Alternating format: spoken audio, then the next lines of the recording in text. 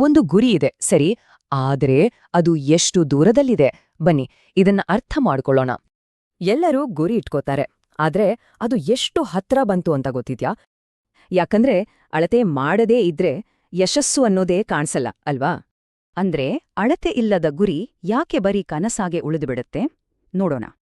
ನೋಡಿ, ಹೆಚ್ಚಿನ ಜನ ಗುರಿ ಇಟ್ಕೋತಾರೆ, ಆದ್ರೆ ಪ್ರತಿದಿನ ಅದನ್ನ ಅಳಿಯೋದನ್ನೇ ಮರಿತಾರೆ. ಹೀಗಾದಾಗ ಏನಾಗುತ್ತೆ? ದಿನ ವರ್ಷ ಎಲ್ಲ ಕಲಿಯುತ್ತೆ, ಆದ್ರೆ ಪ್ರೋಗ್ರೆಸ್ ಮಾತ್ರ ಆಗೋದೇ ಇಲ್ಲ. ಗುರಿಗೂ ಕನಸಿಗೂ ಇರೋ ಒಂದೇ ವ್ಯತ್ಯಾಸ ಅಂದ್ರೆ ಅಳತೆ. ಅಳತೆ ಇದ್ರೆ ಗುರಿ, ಇಲ್ಲದಿದ್ರೆ ಬರೀ ಕನಸು. ಸರಿ, ಇದಕ್ಕೆ ಪರಿಹಾರ ನಮ್ಮಲ್ಲೇ ಇದೆ. ನಮ್ಮೊಳಗೆ ಒಂದು ಅದ್ಭುತ ಶಕ್ತಿ ಇದೆ. ಅದೇ ನಮ್ಮ ಸುಪ್ತ ಪ್ರಜ್ಞೆ ಮನಸ್ಸು. ಇದು ನಮ್ಮ ಗುರಿಗಳನ್ನ ಸಾಧ್ಸೋಕೆ ಒಳಗಿಂದಲೇ ಸಹಾಯ ಮಾಡತ್ತೆ.